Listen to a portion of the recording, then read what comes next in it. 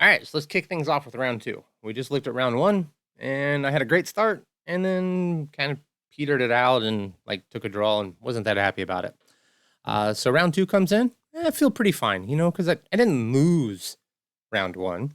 I just didn't win. And so I got paired again, this time against an 1860. So I got paired down again. I'm a little bit frustrated because I'm trying to play in a higher section and I keep getting paired down. And that always feels a bit risky because, if you lose to a lower rated player, that sucks. And if you win, you don't gain as much. But go ahead, let's dive in, take a look at the game because I got kind of surprised right out of the opening. As always, there'll be a link in the description to more analysis if you want to check that out. So as the game went, I got the black pieces, of course, because, I had the white in the last round. That's typically how things go. And d4, d5, and everything all good because I'm happy. And then knight c3. And I'm like, I know what this is, but like, it's just a hole in my repertoire. I just don't have any preparation against this move. It's either going to be a Jobava London when they play bishop f4, or it could be a Verisov if they play bishop to g5. Frankly, neither one of them do I have a lot of preparation for. Well, I didn't. I do now, but I didn't. So I decided, okay, I'm just going to play e6, which is my standard line against the London, because I assumed he was probably going to go for the London line. He's definitely not going to go for the Verisov now. Bishop f4, and now bishop to d6, which is what I typically play. Normally here they've already played knight f3, or they didn't have any knight, and now they're going to play e3. And so I'm just going to play my normal things. I'm not going to stress out. I'm not going to spend 4 hours in the opening trying to figure out the best move. I'm just going to play some natural looking moves and things are going to be fine. I kind of do like this bishop d6 because it does mean that this, this kind of threat of knight to b5 hitting c7 is never really going to be a problem. Here e3 was played and, I have a decision to make.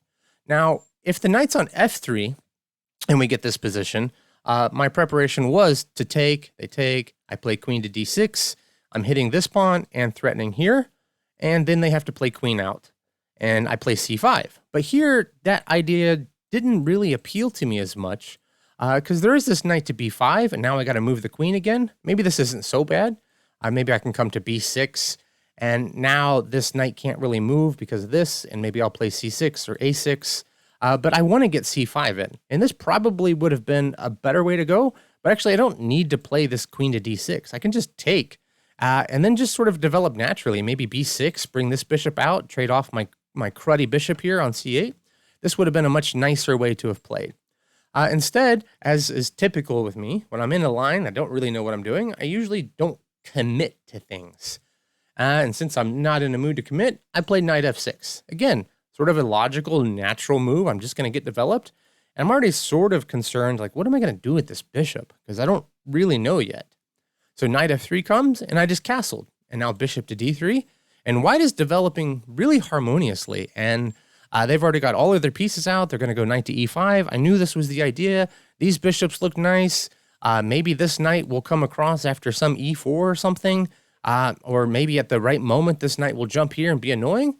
But now I kind of have my last opportunity to grab this bishop.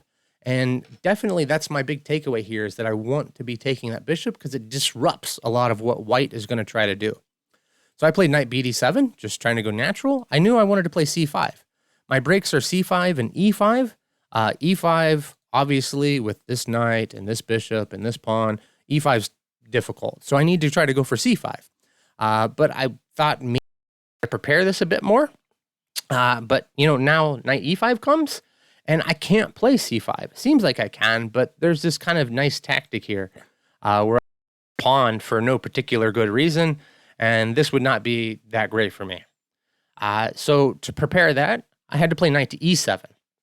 Now, I'm starting to feel a little bit uncomfortable, especially after this next move, g4. And, after g4, I went, because now, I'm kind of cramped. I don't have any good squares to go with this knight. I thought maybe I'll play knight b6 and try to come here, but that feels awkward. This knight doesn't want to be on b6. It wants to support this c5 break. It's like maybe I'll move the rook over and try to get into the center here. Maybe I move the king and try to come here. I don't know. Maybe I'll play g6 so I can put the knight here. But this is really dangerous. And I was really, really uncomfortable, and I didn't know what was going to happen. I mean, all of these pieces are ready to come to life like in a heartbeat. I did find the best move, which, wasn't that hard to find because it's what I was planning to play anyway. And I just played c5 because I thought, okay, you meet an attack on the wing with an attack in the center. And I definitely thought that g5 was the move to make. And now knight e8 is really the only move. And I was really concerned with what would happen in this position. I thought even moves like this seem like they're quite strong. Takes, and I come here, and I've got to go back. Now g6 comes. I can't take because the knight comes in, and this is pretty wild. I was like, okay, I'll just bring this knight back. And, this is a really uncomfortable position because this rook's coming. This pawn might come up the board. This bishop is still strong. This knight's strong. Maybe this knight will find its way into the game somehow. This is not an easy position. I mean, and that was just a sacrifice. It didn't have to sacrifice. I mean, moves like h4 come to mind and make a lot of sense. I mean, this queen can still come out to f3. We can castle this way. You can put both rooks here. White's attacking plan is like easy. They know exactly what. And this just seemed really terrifying to me, and I wasn't really sure what I was going to do about it. Moves like f6, trying to chip away at this and put a knight back on f6 are just going to open files. This is mondo dangerous, which is why after I played c5, which turns out to be the best move, because not just because it's the engine best move, but because it actually does something. It puts some pressure, gives White something to think about. And White was afraid I was going to play c4, which I may or may not do at some point. I wasn't really interested in doing it immediately. I just wanted this tension here so that there was something to think about. And my opponent played knight to b5, which is a terrible move. It's totally counter to what they've just tried to do. I mean, they're all set up for this queen side or king side attack, and then they abandon it entirely. So, of course, bishop to b8. I don't want to give this bishop up. After the game, I talked to White, the White player, and their idea here was that they were really afraid of c4, and they wanted to keep this bishop on the diagonal. But this is way too slow, takes way too much time, and completely lets me unravel the position. Here I played a6, kicking the knight back, and now this knight has no reasonable home ever. It's going to take forever for this knight to get back into the game, if it ever does. And now we just captures, I take, and takes here, and I just drop the knight back. And now there is no danger to me anymore. All of those attacking pieces, that bishop, this knight, all gone. I'm threatening to win this pawn immediately out of the gate. I mean, f4 feels like quite an awkward move because we get a nice check, and then their king is stuck in the center. Maybe I can play d5, crack things open. I can play b5, put the bishop on b7. All of a sudden, my position has a lot of life to it. All because they chose to play knight b5 instead of just playing the more natural g5, which is what they set out to do. Now, I mean, g5 is not winning. It's still a totally equal position. But this is not an equal position. You can see the eval bar steadily going in my favor. And I started to feel a lot better after I got this e6 captures. And here, and best is f4 to try to hang on to the pawn. Instead, my opponent chose to play queen to e2, I guess indicating they just want to castle. But man, this is a totally different position from what we were just looking at. Previously we were looking at sacrifices that didn't have any concrete follow-up, but were still totally valid. White just had super easy play, and now White has nothing. They castled, and well, great. Now you've just castled straight into my attack. This c3 pawn that you played, so you could try to keep your bishop on this diagonal, well, now it's a hook, and I can just use that to crank open the position. b5 was played, bishop to b1, which really surprised me, because now this bishop's really stuck here. Look at the eval. This is like I'm only up one pawn, but this is like a -4 position already. Of course, we hit b4, and the knight drops. This is an awkward configuration. Really, really, really awkward. I went ahead and captured, and now he chose to try to keep the king side closed, or king side. It's not. I guess it's the king side. The king is there. The queen side closed. But I just played c4. I'm going to try to crack things open, try to keep things going. He jumped, and now this wins in exchange. but I didn't really want to win the exchange. Part of me thought I must have better than winning an exchange. I can play F5, A5, and say you try to continue on with this attack. Say you play here. Okay, fine. You forced me now, maybe.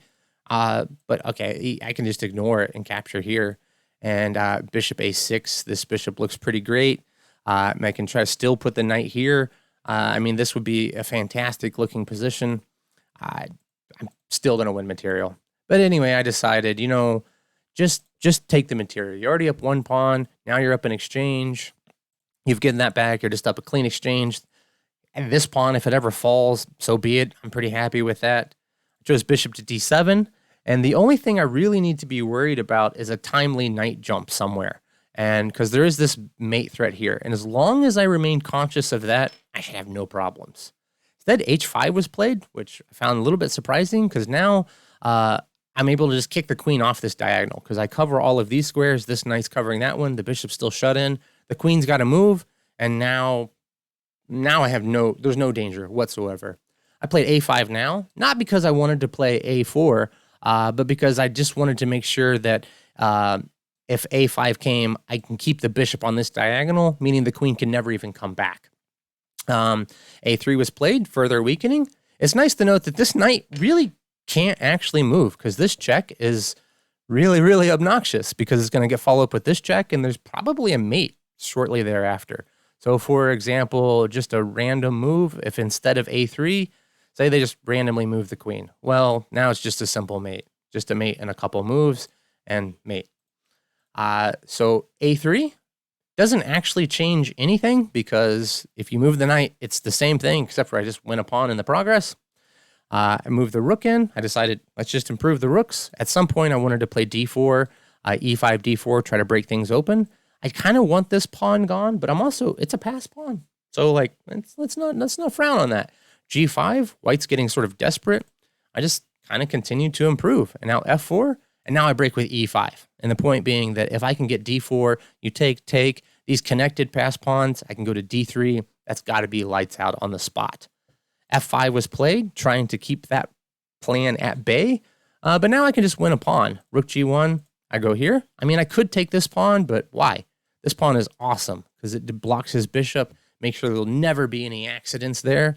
If h6 comes, I can always just grab it, and you can't mate me with just these two pieces, especially when I have a queen here, and you can't really move any of these guys. This is not a problem. Queen g4 comes, just h6.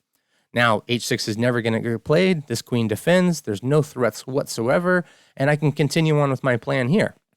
Now, the queen does stop it, the pawn, the knight.